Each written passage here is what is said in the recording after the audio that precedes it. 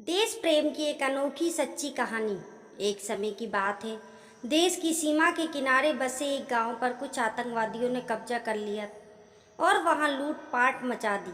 सैनिकों को सूचना मिली तो वह तुरंत ही उनसे निपटने को चल दिए। बरसात का मौसम था, घनघोर वर्षा हो रही थी।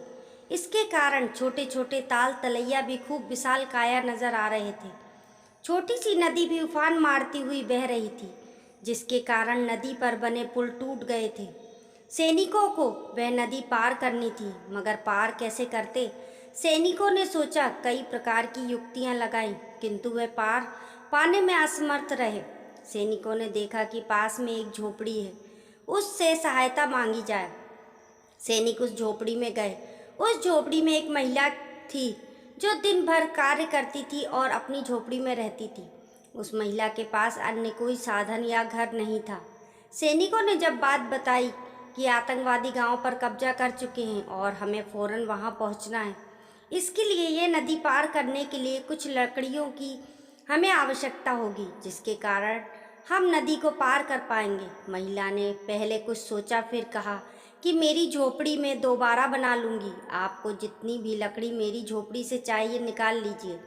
महिला की इस भक्ति से सैनिक गदगद हो गए और यथा शीघ्र ही नदी पर एक पुल का निर्माण किया गया, जिससे सभी सैनिक नदी के पार उतर गए। महिला के इस देशभक्ति की सराहना जितनी करे उतनी ही कम है।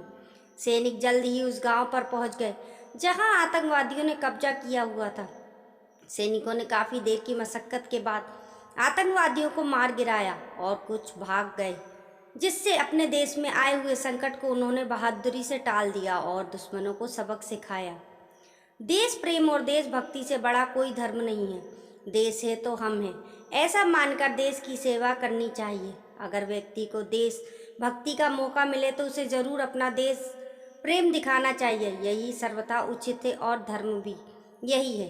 दोस्तों, आज़ादी का अमृत महोत्सव की आप लोगों को हार्दिक हार्दिक शुभकामनाएं। Happy independence day. कहानी पसंद आने पर लाइक करें और चैनल को सब्सक्राइब करें।